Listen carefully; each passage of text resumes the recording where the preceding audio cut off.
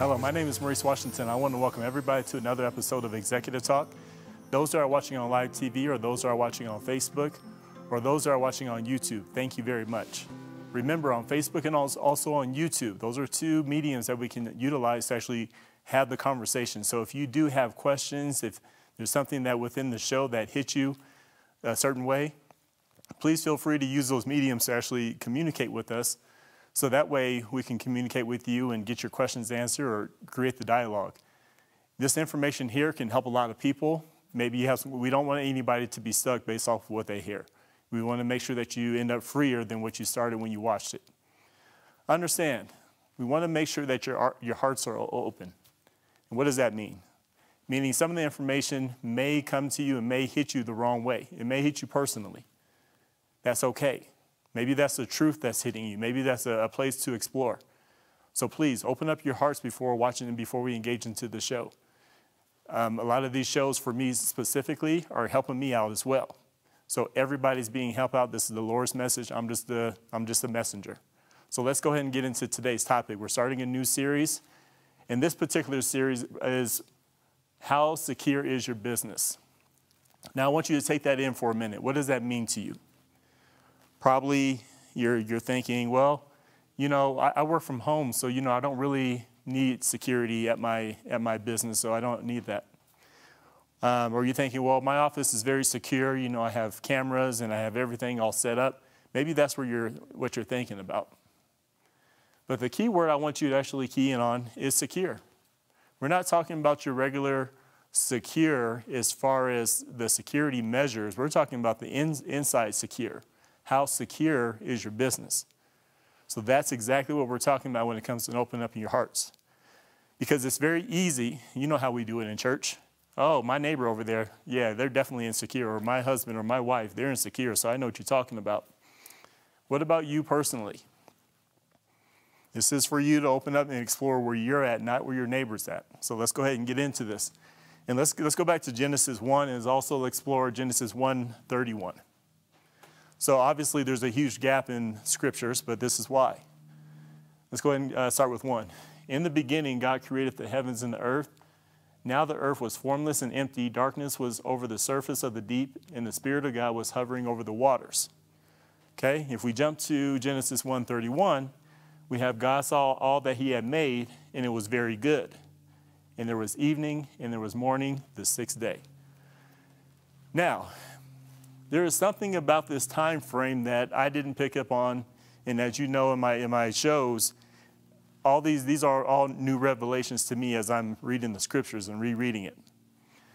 So what I noticed and as I was studying for this particular show, that as God was creating the sun, the moon, the light, the night and the day, the waters. Okay, after each creation, he was like, this is good. Okay, there's something that happened. The reason why I jumped to 31, when it says God saw all that he had made. So he stopped, he looked, and looked at everything. You know what? You know what? This is very good. This is very good. This is exactly how it should be. This is exactly how it should flow. And guess what? They all work together. Felt very secure about his creation. It was perfect. It was very good. Okay? That is the element that I actually came out of the study with, is that, wow, when God was looking at was saying very good, there part of it was in his speech of he felt very secure about what he developed. In Genesis 2:1-2, thus the heavens and the earth were completed in all their vast array. Okay, this creation was in a vast array. By the 7th day, God had finished the work that he had been doing. So on the 7th day, he rested from all his work. Then God blessed the 7th day and made it holy, because on it he rested from all the work of creating that he had done. Okay, so if we go back, God saw that all that he made, it was very good. There was evening, and there's the 6th day. Now, the Lord had a chance to actually rest on the 7th day. He looked, and because, again, he felt secure about what he developed, he was able to rest. He put himself at rest. He was at ease with the creation because of the security that he felt that of what was created. He didn't have to go backwards and start to do it over again. He felt very secure enough to take a rest. Now, in Genesis 2, 5 through 25, God spent a lot of time with Adam in the garden explaining his creation, so Adam felt secure and God felt secure with Adam. Now, understand the time frame, because it's not like God created Adam during this time frame, during the middle of all this creation. It wasn't in Genesis 1:5 where he's like, oh, shoot, I got to go ahead and create man real quick so I can help with the fish and so on and so forth. No. He waited until all that stuff was created and he felt secure about the creation. He rested on the seventh day and it was like, okay, it is prepared and is secure for man to actually operate in what I've created. Again, also, this time that was spent with Adam, if you guys remember the components within 5 through 25, he spent time with Adam to make sure, he was like, okay, let's go ahead and name some of these animals. What is that over there? Okay, good. Good. You see it the way that I see it. All right. Good. So that connection is perfect. It's very good. Okay. All right. Well then, Adam, I'm going to put you to sleep. So, of course, Adam put Adam to sleep. And guess what? He created Eve. Because there's this security that he was secure enough with Adam, and that creation was able to develop or be with the other creation. Do you see, this creation always has some element of security in order before God created something. He wanted to ensure that it was perfect. Now, Adam and Eve, married folks kind of take a little note on this. Adam and Eve felt secure with each other because they saw God in each other. What do you think about that? They saw God in each other. There was a security measure right there because God saw himself and glorified himself within Adam and Eve. Adam and Eve saw God-like qualities in each other, and it was a perfect relationship. It was all very good. Okay, security, even though with all this creation, there were security measures that were going on and everything worked. So let's go ahead and get to Genesis 3, 12 through 13. This is the fall, as everybody knows. So the man said, because this is God talking to Adam, looking for him at this point, the woman you put here with me, she gave me some fruit from the tree, and I ate from it. Eve said, then the Lord God said to the woman, what is it that you have done? The woman said, the serpent deceived me, and I ate it. So let's think about that. Let's stop right there. This security measure with each other just broke. See, Adam and Eve were doing just fine before that incident in the garden, and now they're at each other. Okay? Eve is against the enemy, obviously, the serpent, and Adam is upset with the creation that God made. God is looking at Adam and Eve, like both of them, the same way, like, wow, my security with the two of you has been broken. The trust has been broken. You see, there was a relationship severing at that time from all three parties.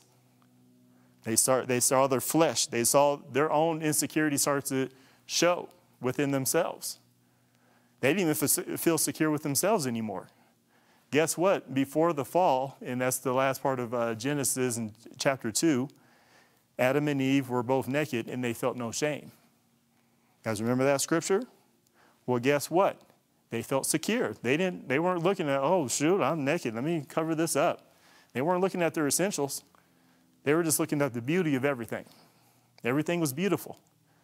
But as soon as they were disobedient, as soon as they stepped out of their zone and they were disobedient, guess what happened?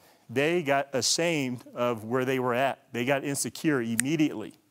That was an insecurity measure right there. So that's what we're talking about as far as this relationship with the study that I had. I didn't realize there was insecurity in the very beginning. That's what happened. So then let's go ahead and take it back to present day. Let's fast forward to everyday life. 0 to 18, as people that have been following me, you know that I always circle back to when you're a child, because everything happened then. And there's a lot of stuff that is still resonating at this point. Because again, when God heals, God always takes you back all the way to the beginning. So, your father and your mother, your childhood is measured on the level of security that was provided. You know, it's when you're in the world, it is one of those very hard things, because the world has this weird place of making you feel insecure at every step of the way. You know, you want to get married, you want to do right, but then you're trying to figure out, how do I satisfy this woman every day the rest of my life till death do us part? And vice versa. How do I satisfy this man from death do us part? But guess what? You guys feel like happiness, you feel love is going to get you through, even though you don't really know love. And you had your own struggles when you came to the table personally that you may have not dealt with. But you said, you know what? Love will get us through. All right. So then you have your child. And let's say that's you. Well, now, how am I going to love this woman for the death do us part? How am I going to raise this child so he or she can be a functioning adult? So now, but one thing I haven't dealt with is I have some insecurities that I came and grew up with myself. So now I have myself to worry about. I have my wife to worry about. I have my kids to worry about. What's going to happen? Same thing that happens with the wife. I have a husband to worry about, and I have a child to worry about, and I still have my own insecurities I haven't dealt with. How am I going to do this? But what do? We kind of muster through things, don't we? A lot of what we have learned when it comes to security, and our definition of security is, was I in the right home? Was I in a good neighborhood? You know, did I stay away from crime? Did I stay away from these things? Okay, I had a pretty secure childhood. I'm not saying those things aren't viable. That's always an important thing. But also, there's an emotional security that comes with life. That's a gravitational pull to everything that you're doing.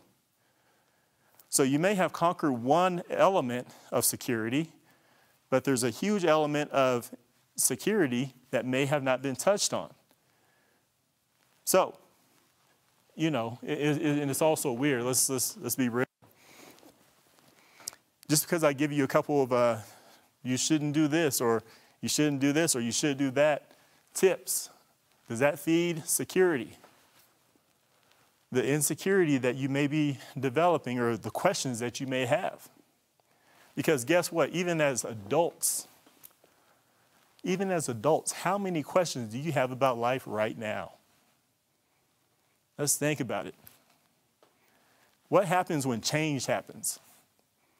Do you freak out? You're like, oh, shoot, why did it change? I'm upset. You're upset at the world, and you're upset at everybody around you. Not because they did anything, but change happened. Oh, my goodness. That's how weird this thing gets. And so let's think about it. Let's take it to the next level. Now, you hit that 18-year-old, you. So now it's you versus the world versus your questions that you have. What a combination. If you were in algebra, the equation, the variable would equal x. What is it? This is the most challenging component of your life every single day. Because with the world, and this is you right here, trying to figure out what is my place in the world? What am I even here for? Don't you understand that level of trying to figure out what am I even here for is your biggest level of insecurity that you're having? Yes, my parents helped me become an adult. You know, no matter what the situation was, hey, I made it to 18, but what am I supposed to do? What's my career options?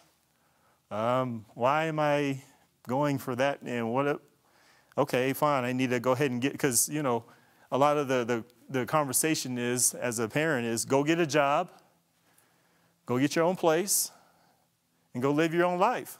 Okay, that's good. So even that conversation is, go get a job so you can be secure. You can find a house that you can live in, and you can rest easy. And you can be secure. That's part of the security measures that you need to become an adult. It's not mentioned in that way, but that is what's being said undertone. So again, you're left at this 18-year-olds with all this stuff. Now it's interesting because the world is like waiting for you. It's like waiting for the elevator. And you live on the 9th floor and it's on the 1st floor. You're sitting there, all right, it'll be there. The world is waiting for you, waiting for that 9th floor, waiting to pick you up, waiting for that 18-year-old when you actually get to make your own decisions. Okay? It's waiting for what you feel insecure about. Now, let's be real. No 18-year-old feels insecure, do they? You feel on top of the world. You feel like, let me show my parents what I can do. They're trying to hold me back from doing this. No, let me show you. Okay? Because you did it wrong, but I know how to do it. I'll figure it out for you.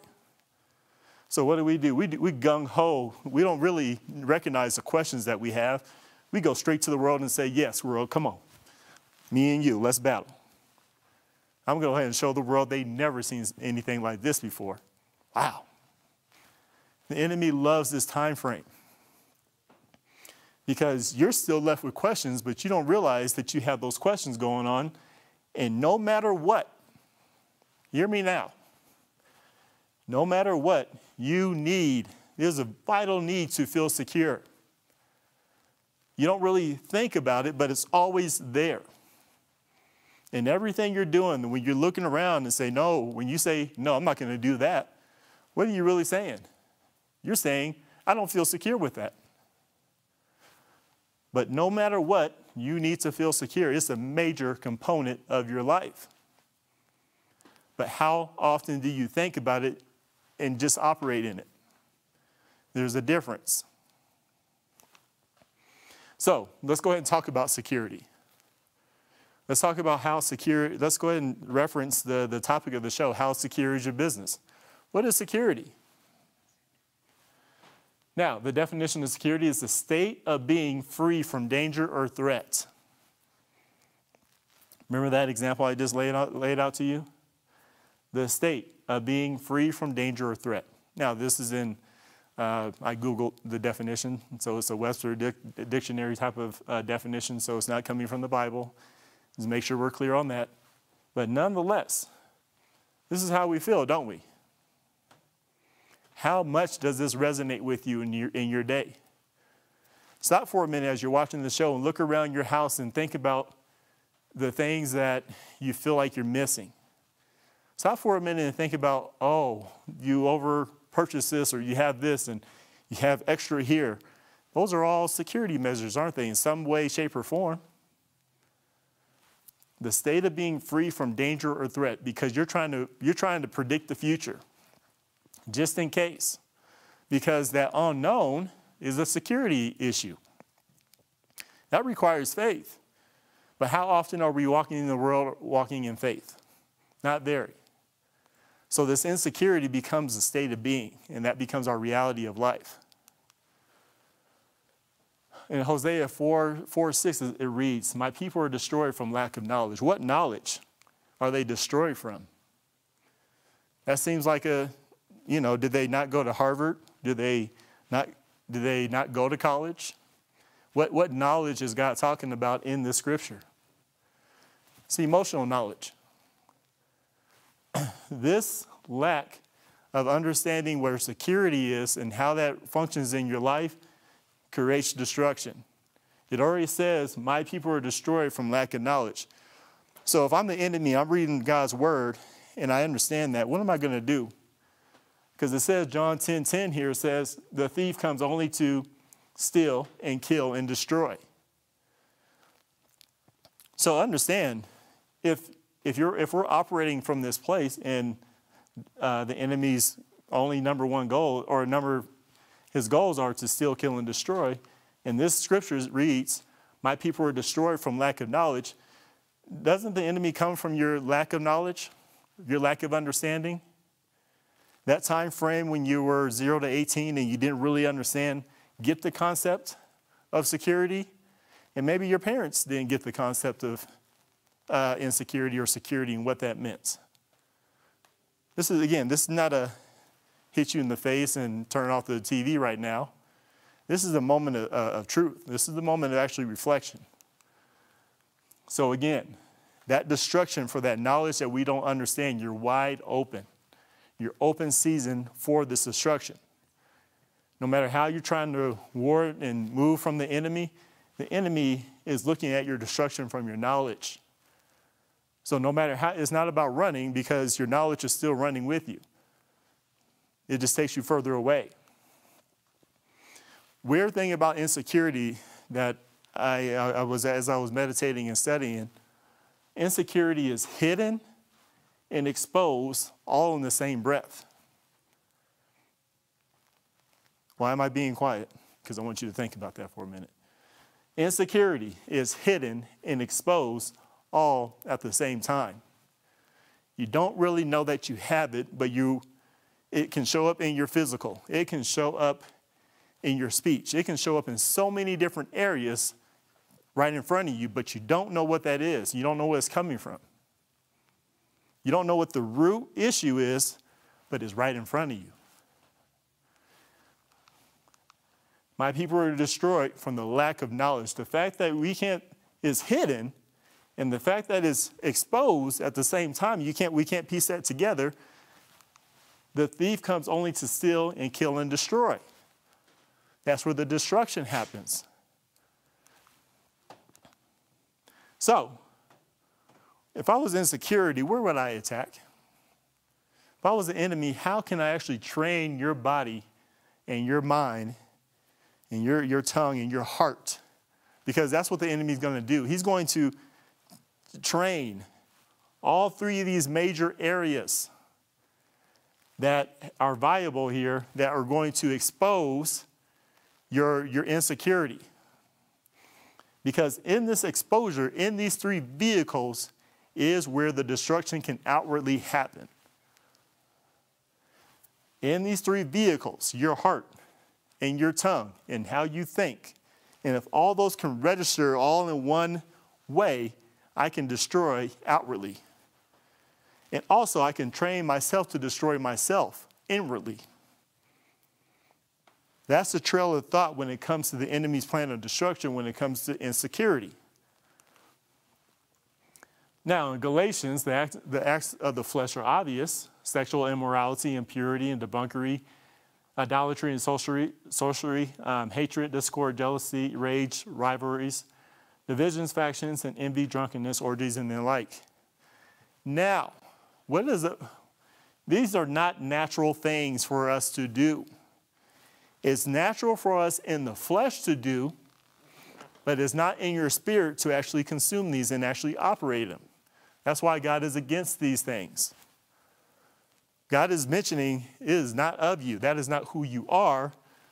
But you have actions of somebody else. So why did I put these actions up here? Because these are the actions that are manifested, are developed from your spirit, from your flesh. These actions are not on accident. The base root of these actions come from that place of insecurity.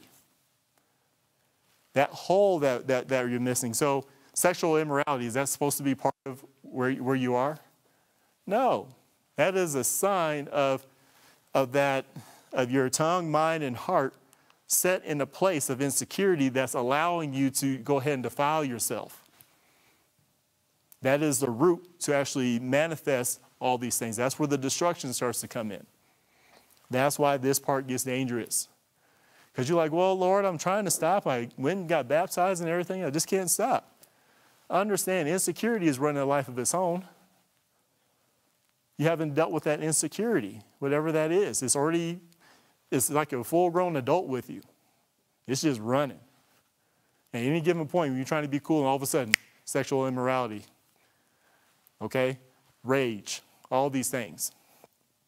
They just happen. You're trying to control it, but you can't because it's part of you. It's part of the insecurity cycle that's being developed. It's in your tongue. It's in your brain. It's in your heart. It's all right there. It's hard to actually get all three of them in sync.